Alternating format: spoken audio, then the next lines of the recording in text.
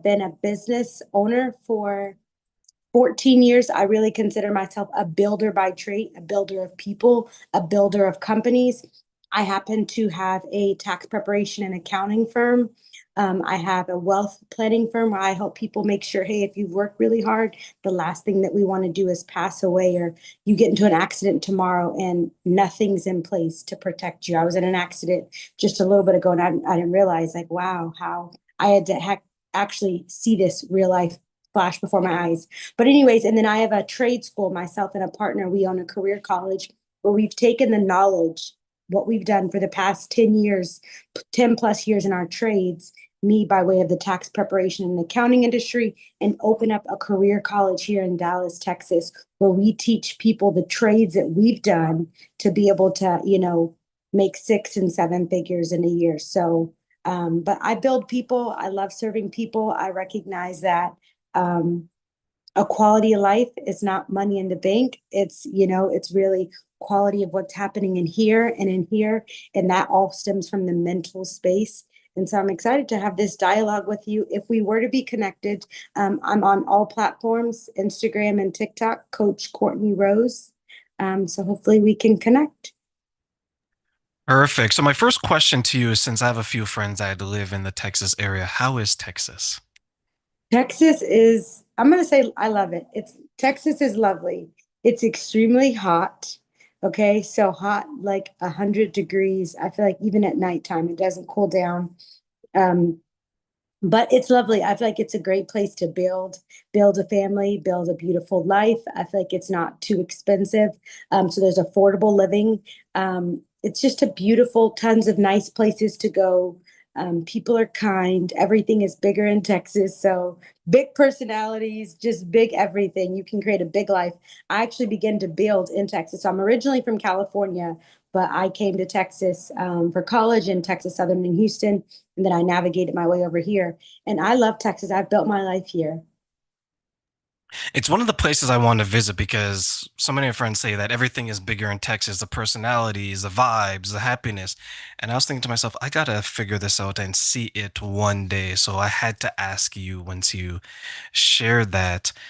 From the work that you do, Courtney, what are some of the struggles that you see some of your clients facing in keeping balance between, let's say, work and their personal life?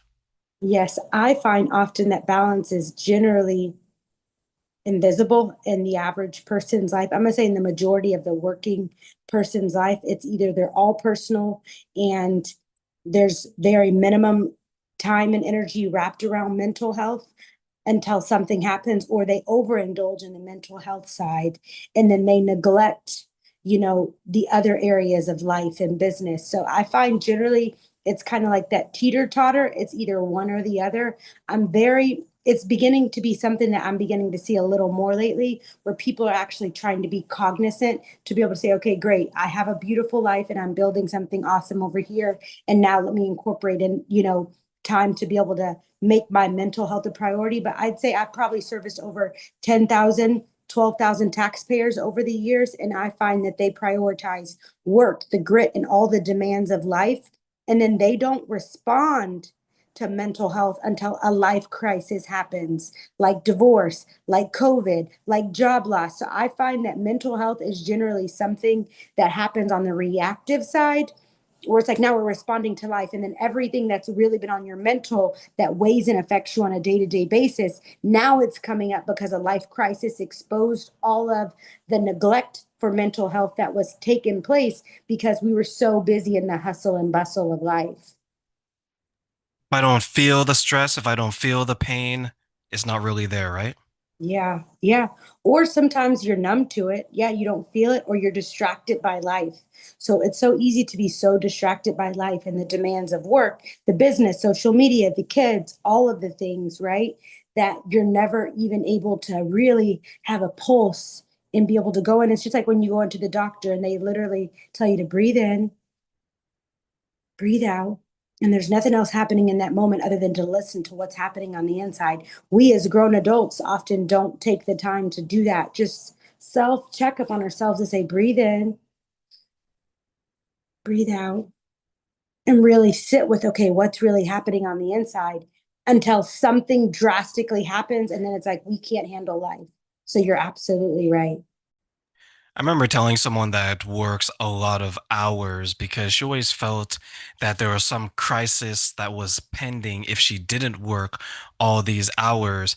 And I said, take a moment, breathe. And she's like, I am breathing terrain. I was like, whoa, if that's how you breathe, that's kind of scary. I don't mean a rage breathe where you're actually mad at the oxygen and mad at the air, right? I mean, relax, calm it down, be at peace. And then she was like, well, how can I be at peace? Because I have to do this, I have to do that, and I have to do all these things. And then as to the question, are you existing in this life or are you living this life? And she had no idea what the difference was. I was like, well, existing is that you're just going through the motions. You're not enjoying life. Living is like, I have hobbies. I have things that make me smile. It's not just about work. When some people are so dedicated to their jobs, could part of the problem be that it's a distraction for something else that's maybe deeper and below the surface? So, I'm responding to your friend that you had the conversation with about her always going and going. So, I recognize that was probably me. I'd say even maybe 7, 9 months ago. I'm gonna say 7 to 9 months ago, and I thought that that's just what life was supposed to be like. I had no idea until I sat in a session with my therapist, and she said, "Hey, it sounds like you operate from a fear-based mentality, from a survival mentality." And I told her, I literally was offended that she said that. I'm like, no, not at all. It's actually because I'm so grateful and I have this energy and I have the ability to be able to go and serve. But I didn't realize when you don't slow down to take the time to rest, and the moment you wake up, your feet hits the ground and you begin to sprint, and you don't take the time to just relax and slow down. It's a fear-based mentality.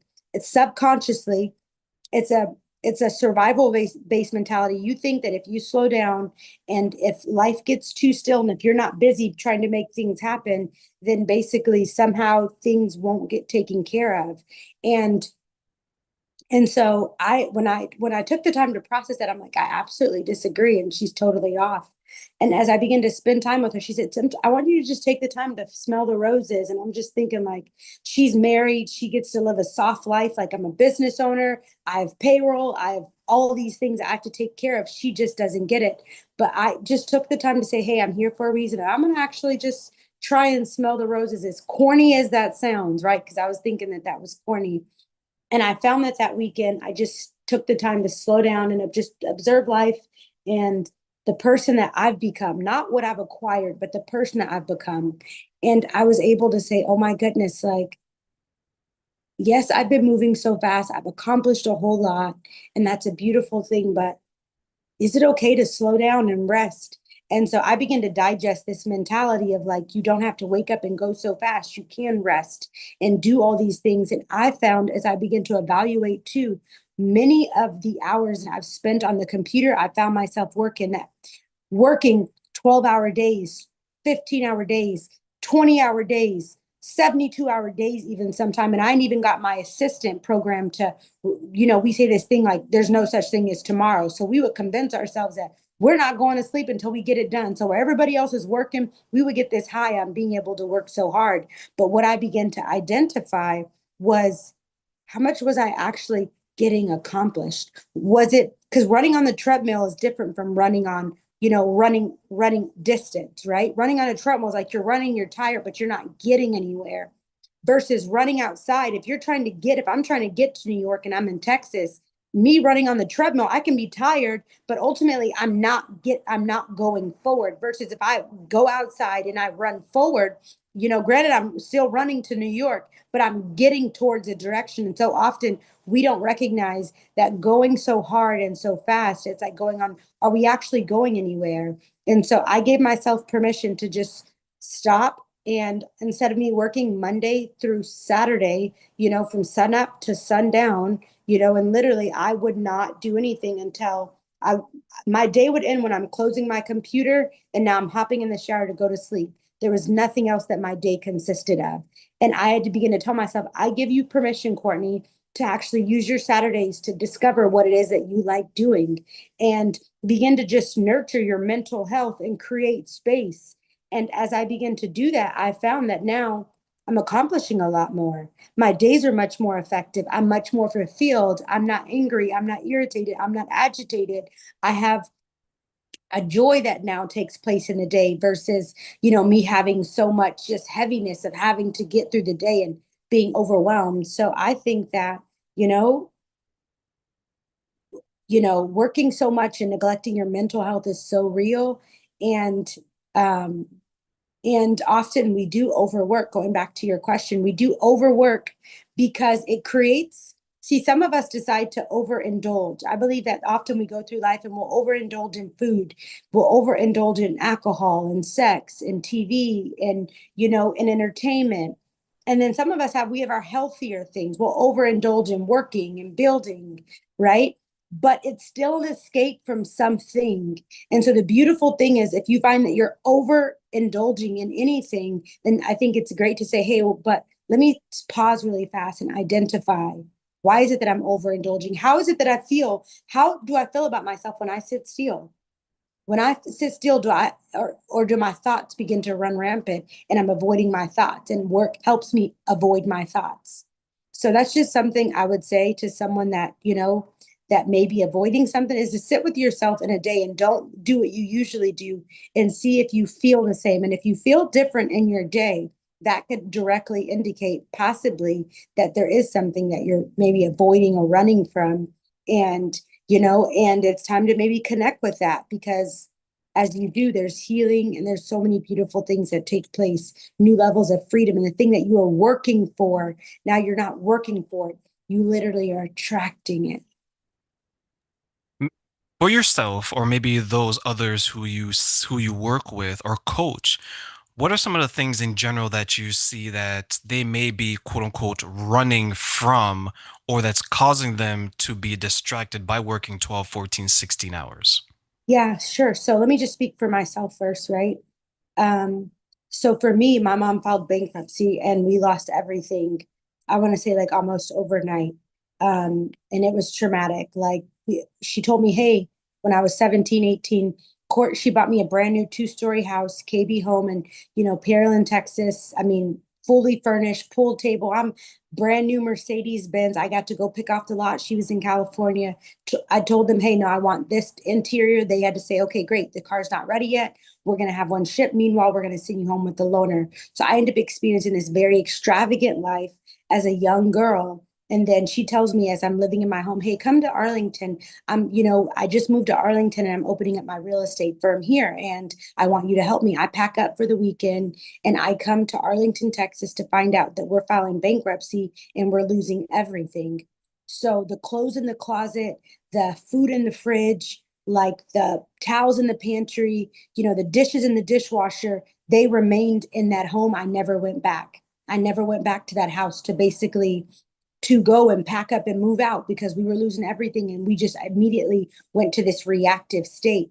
And so for me, that's when I started my company, began to research and begin to learn information.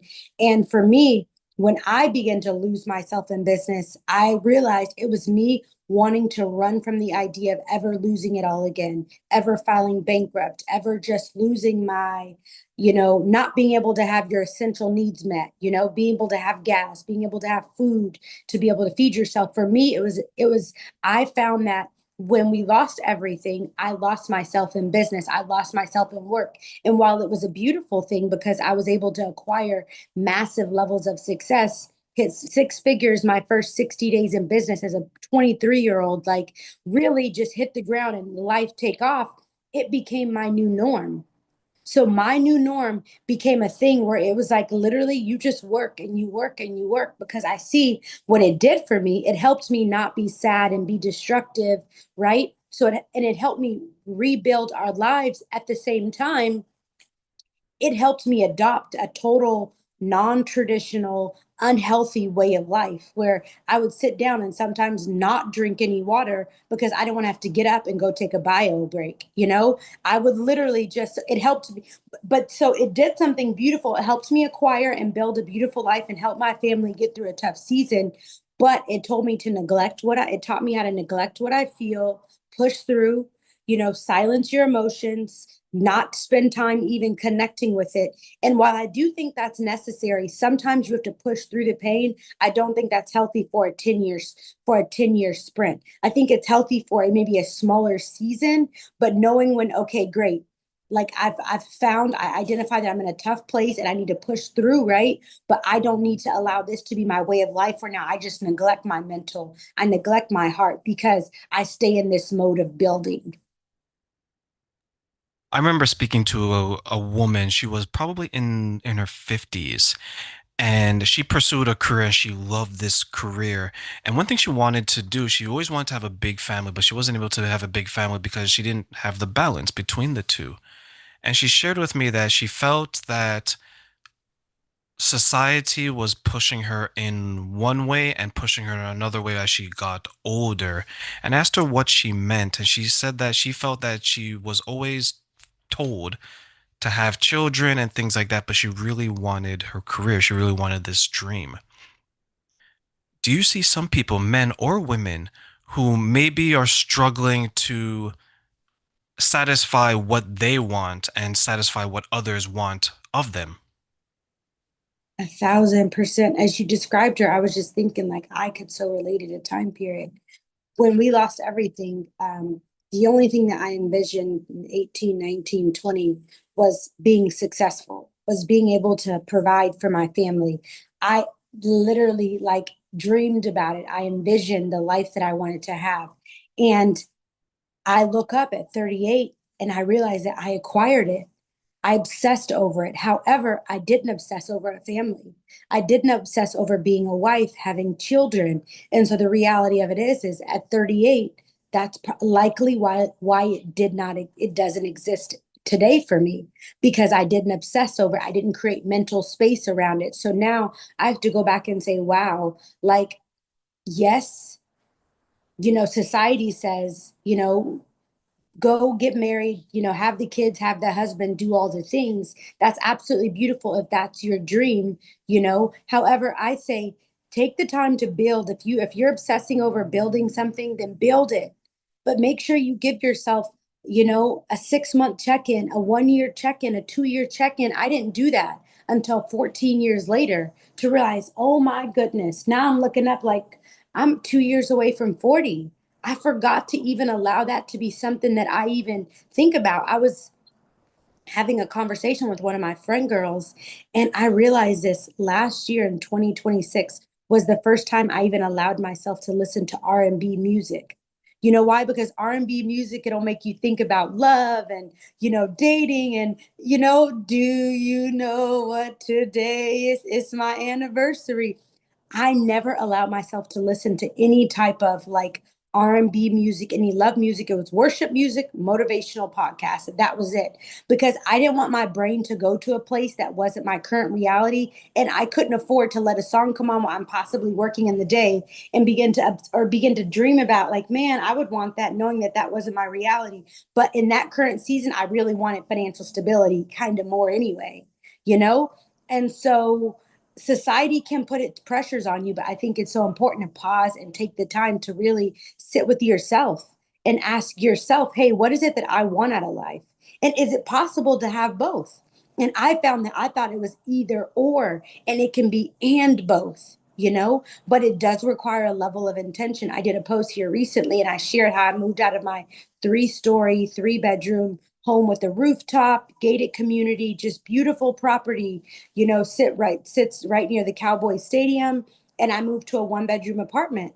And the reason why I did that is because I realized I need to create, if I know that I plan to have a different life, have kids, be a wife, have all these new life experiences, I need to now begin to get my life to accommodate the direction that I'm going. So I don't need, my assistant cleaning the house many hours of the day. I'd rather have her help me get things in order, or help me with the businesses so she can spend more time maintaining the house, spend more time helping me in the business so that I can be able to be free versus being so bogged down with all of the commitments that I created. Sometimes we create our own prisons in the life that we're living. And then we look up and we're like, but whoa, this is not even the life that I want anymore. We have to give ourselves permission to pause and say, hey, like this worked in that season of life, but this doesn't work in this season of life anymore.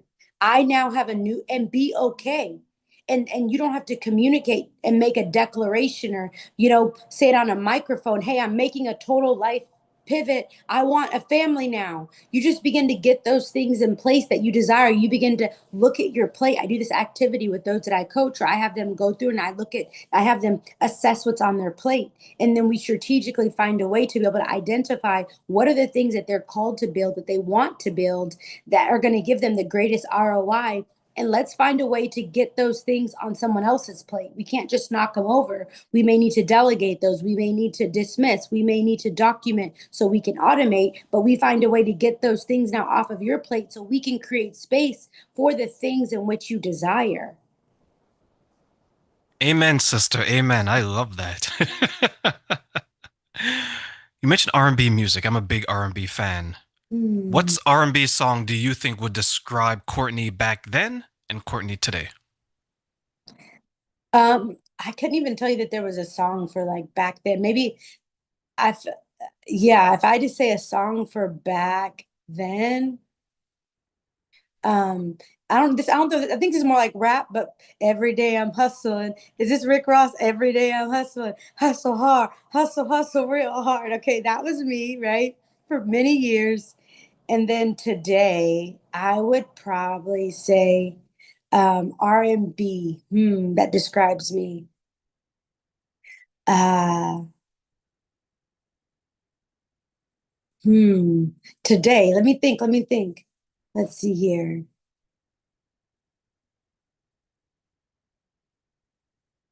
That's a hard one.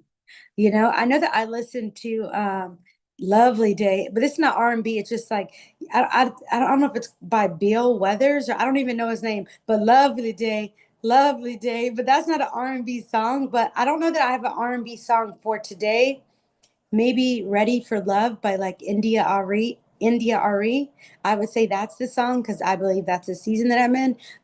But yeah, I think that would be it for me. How about for you? I was just about to say that I love India Irie. I would have said if this was like 2019, 18, I would say Justin Timberlake Cry Me a River without Hmm. the cheating, of course, from whoever was cheating, Brittany or Justin at that time, I forget. I think it was Brittany. And 2 years ago when my grandmother died, I used to have long dreads. I cut my hair, so it'd be India Arie, I Am Not My Hair. Hmm. I think Akon was on that song if I remember correctly. I cut my hair, and that was a song for me as well. And I would brush my teeth every. Yeah. Every day, yeah. I used to play that song all the time. And now it would be it's tough. It's tough picking a song in the current. In the past, it's so Hmm. much easier, but in the current, I'm gonna go old school, even though it's more about grief, but I just because of the person I've become and I changed, I would say probably Mariah Carey Boys to Men One Sweet Day. What one sweet thing? One Sweet Day. One sweet day. I've never heard that. Yeah, yeah. Google that song. That's a song that's very close to my heart. I'm a Mariah Carey fan. I love Boys to Men, gospel voices, and all that stuff. So it reminds me of my church upbringing, my church background. Those. Well, I know some of them have passed away, but the group itself, that I would be love. my song. Yeah, one sweet day by Mariah Carey. Yeah, yeah. It's a fantastic song. I think it's probably 30 years old now. The song is so old. But sometimes you have to go back in time. Even like the Supremes of Diana Ross, right? Like I'm a big Diana Ross fan, so I go way back, even though I'm not even from that generation at Hmm. all. Hmm. I love. Yeah. I love that. Let me ask you something. When it comes to what you have gone through, were there times where you felt exhausted or burnt out just keeping this identity of Courtney? So I said this quite some time ago. There was a time where I had like a PhD in pretending that I was all together, pretending that everything was great, pretending that I was this person that made good decisions. And it got to a point where I began to recognize God began to, I think I shared this concept for the first time when I was on the Social Proof podcast with David Shands, and we talked about the glass house. There's this theory that was introduced to me, and the glass house is simply basically if you lived in a glass house, would the outside world see you as who you really are and how you really do life? And when the Lord revealed that to me, the glass house theory, it immediately corrected every bit of how I did life, right? That means that the idea of having to put on, to show up, to do Cortney, I no longer gave myself permission to put on. And so it allowed me to begin to work towards really operating in my truth. So life no longer was exhausting for me, even when I was working those 20-hour days, because I was doing outside work. I think when you're doing so much work to put on and then there's a level of exhaustion. So have I experienced exhaustion and burnout from working like a million hours and I'm not seeing results? 1,000%. But the exhaustion of having to put on and show up and be Cortney, absolutely not, because the Lord helped me through the glass house theory connect with myself, clean up the areas of my life that would make me think that I had to perform, and show up as anything other than my real self. And so exhaustion in that area, no. Exhaustion maybe from like working so hard and not seeing the results and the fruit of my labor, 1,000%. But when it comes to putting on, I feel like that I retired, when I'd say probably 2017, 2018, when I began to live in the glass house. And from then it's been a beautiful journey. I love that. I love when I can hear stories of people who are struggling with something they can overcome it, because sometimes we just hear this, sometimes we only hear the success. We don't hear how the person got there, and it looks like it took you some time. It wasn't, and you mentioned it on social media, it wasn't like it was one of those 90 days build a booty program where you became a better person in 90 days. It took you years. Do you see some people who you work with struggle with that? It's going to take some time instead of just 90 days. It may take months, even years. Oh, absolutely. I go to the gym every day at 6 days a week, excuse me. And I have found that while I've lost weight, I still don't have the body sculpt that I desire.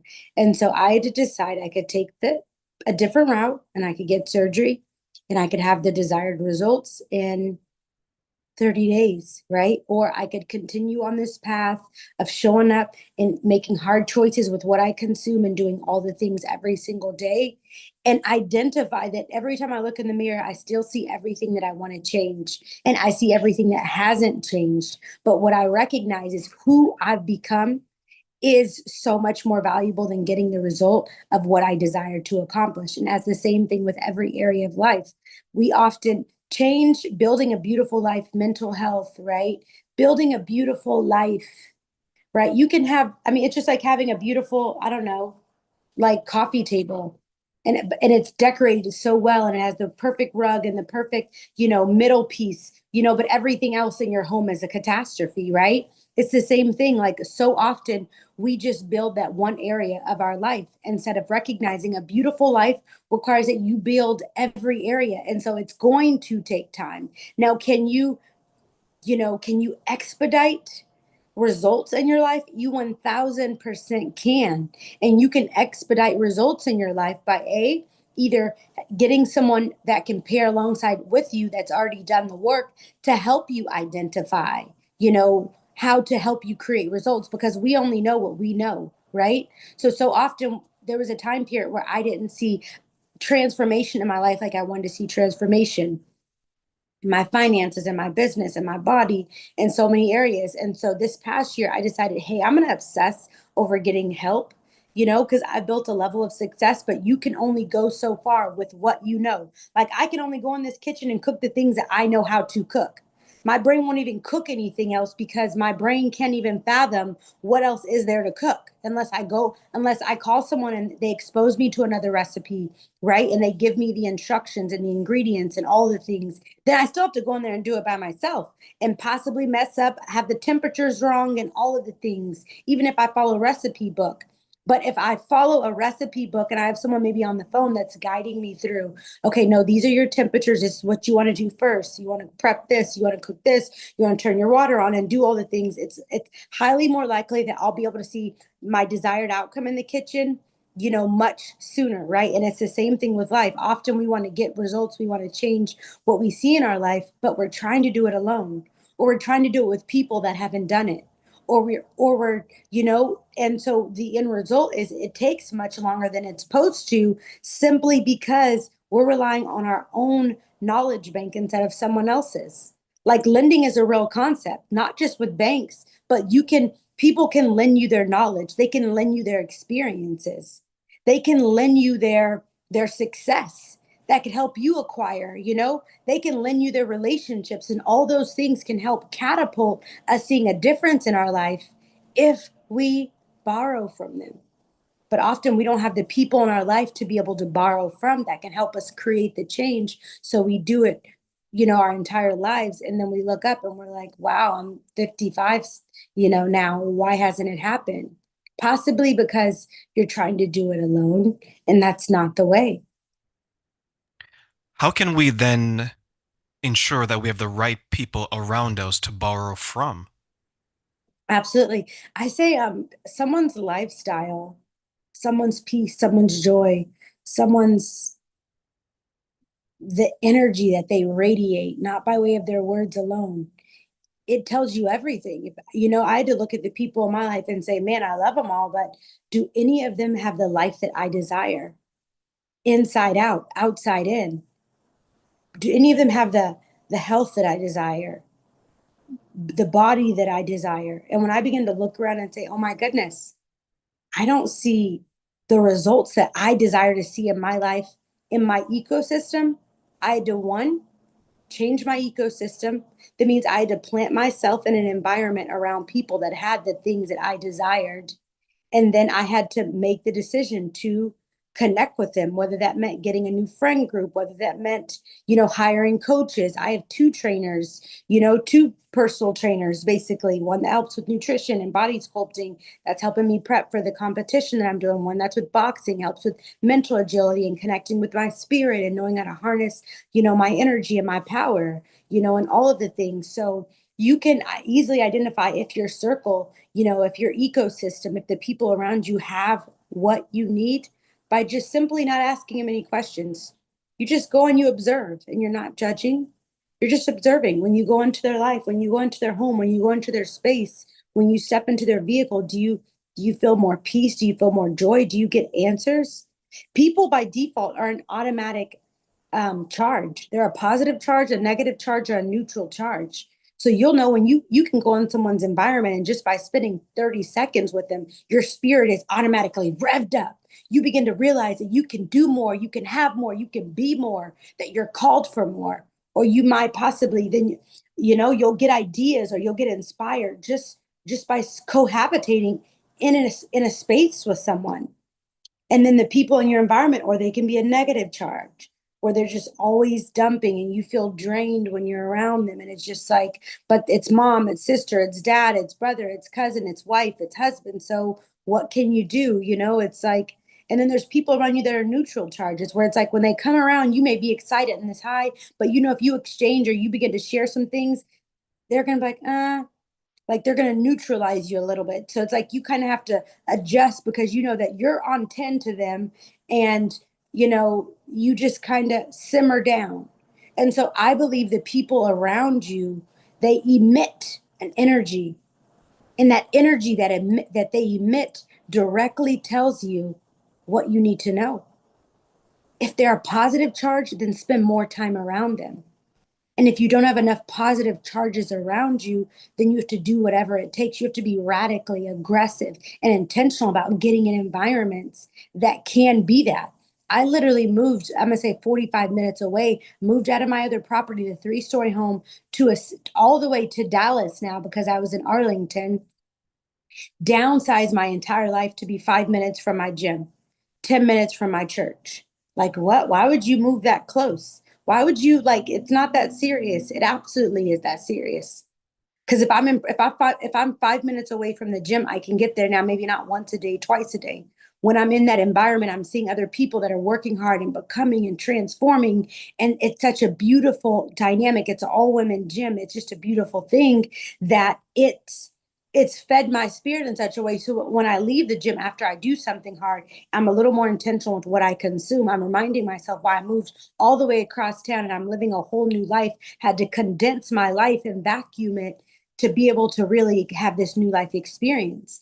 And so I believe that your environment tells you everything about what you need to know. The hard part is often we know that our environment doesn't support us, it doesn't propel us forward, but it's too difficult for us to make the hard decision to have boundaries because it's mom, because it's dad, because it's brother, sister, best friend, kids, family, cousins, auntie, uncle, all of the things. And we somehow believe that we have a loyalty to them over a loyalty to self, a loyalty to what they think we should be doing and how we should be showing up at the time that we think that we should be giving them versus the time that we're supposed to be immersing in our passion, in our passions and our purpose and our gifts and our callings. So the end result is we end up living ordinary lives, the life that we know that we're like we were never called to have this life, but somehow we got stuck and this feels like this is going to forever be our portion. What role do you then think maybe shame and guilt from the family, from the friends, plays in the part of people not fulfilling their potential then? Lots of it, immense levels of it, because then you're having to hear you're not a good daughter. I had to deal with that. I'm not a good daughter, I'm not a good sister, I'm not a good friend, I only show up on special occasions. And I had to be okay with knowing that my heart, that's not my heart. My heart is to be a great daughter and to be a great sister, but I had to identify that in this life I had spent so much time literally because there were times I cried, I felt so bad, like like I should spend more time with them, and granted maybe I could do a little better, but at the sake of when we go and we spend time, I just sit and I exist and I put purpose on pause. When I show up, I just show up and I'm sitting in the struggle with you. I'm sitting in the apartment with you where you don't have your essential needs met just for the sake of being a good friend. I come into this space just to say that I'm good. I had to be okay with saying maybe I'm not the librarian friend, and I'll share with you what I mean by that. Maybe I'm not the nurse friend that's just gonna. Maybe I'm not the librarians. They're patient, they're quiet, they're passive, and I realize that's not my personality. Maybe I'm not the nurse that's gonna just be there and listen to you and then kind of help you for all anytime you call me. But I had to begin to realize, well, maybe I'm the firefighter daughter. Maybe I'm the firefighter friend. That when you're in something, you don't call your mom the moment your house is on fire, your finance is on fire, your faith is on fire, your hope is on fire, your doubt is alive, your depression is real, suicide is raging. I'm the person that you call when you know that your life is kind of a lot and not many people can handle it. And I can promise you this, I can deliver when you're in that space. And I had to be okay with saying that means the rest of my life, firefighters then go back to the house and they're in that house and they train and they set themselves up and they're just doing their routine work and they're on post so that when something happens, they can show up and do work with equipment and tools and knowledge and all the things, agility to be able to save people. I had to be okay with saying, well, Court, that's how God's wired you. God's wire you to be the firefighter. So stop beating yourself up that you can't be more for others that they want you to be, you know? And so often, I think, but I learned this by spending time with myself. I'm so grateful. I was having a chat with a gentleman earlier today, and I said, I wouldn't be able to be this present with myself and even be able to share what I'm sharing with you. I don't read a lot of books. There was a time period where I read like crazy. I study God's word. I study, like I watch, you know, I watch the different Bible stories on television and I watch sermons. So the knowledge and all of the heavenly downloads that I have, it's from spending time with the Lord, spending time with myself. And I've been graced to be able to be in my industry in the tax preparation and accounting firm and the wealth advisory where I work just 4 months of the year that allows me to be able to have the freedom to just be able to be present with life the other 8 months of the year so I can learn, I can assess, I can improve, I can do all of the things, right? If I was in the grit of life, I don't know that I would have been able to be so present. I would have maybe had to find a different way. But I'm so grateful this industry's allowed me to be able to spend so much time just with myself so that I can really be able to get the downloads, understand who I am, how I'm called to show up, how I'm not called to show up, and then be able to have loving boundaries to be able to let my family know, hey, this is how I can show up. I'm sorry. But they know when they need something and all the other things, I'm going to show up in a way that maybe no one else can show up and my friends. And so they've just learned to realize when I come, I'm coming to bring heavy value, heavy love, heavy joy, heavy answers. I'm not just there to just coexist as though I'm a lamp in the room. I'm not just there just to just exist to be a lamp or a chair. I'm there to really create an impact while I'm in that space with people that I love, and we have to be okay with that. The person that you just described about yourself, looking back, did you always think you were worthy of this type of identity? Oh my goodness, absolutely not.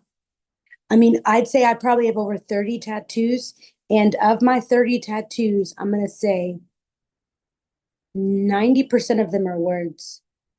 I'm, a masterpiece, you know, like all of these beautiful words because I struggled with worth for so long, not feeling pretty, not feeling like I would ever be chosen, not feeling smart enough. You know, I struggled with worth so much, so much. I'd probably say this has been, if anything, 2026 that we're in has been a year of healing for me, where God has begun to truly reveal my worth because that was something and because I really struggled with worth. And so this identity now that I've now begun to see, because it was always in there, but I didn't recognize it. It came through me spending time with myself, me spending time with my therapist, me spending time with my coaches, me pouring out, me spending time with the Lord and my thoughts and, my insecurities and all the things and really just sitting with myself. But no way. Like this was not something that I've always known. The absolute opposite. I would hide myself in rooms and all of the things and just be a people pleaser and a friend pleaser and whatever pleaser because I struggled with the worth so much. Let me ask you, Corny, one final question before I let you go, because you said something fantastic when it came to worth and the struggles that a lot of people go to. I want to give you three wishes for this last question. What are three things you wish everybody knew about the importance of self-worth and why? Yeah. Three things that I wish everyone knew about the importance of self worth and why. One wish would be that they take the time. I wish that people would take the time to unplug, write down every identity that someone's either told them that they were, that they've told themselves that they were, or that society has encouraged them that they're not, and write down the lie. I wish that they would take the time to write down all of the identities that basically have made them think that they're not worthy. That's a wish that I have for them, that they would take the time to do that first. After that, then my wish is that they would take the time to write the opposite down. Write the opposite. So if they've always thought that they'll always be broke, they'll never get married, they'll never be chosen, they'll never be successful. I wish that they would, they're ugly, they're fat. I wish that they would take the time to write down the opposite of all of the other identity, of the opposite of the identities that they've told themselves.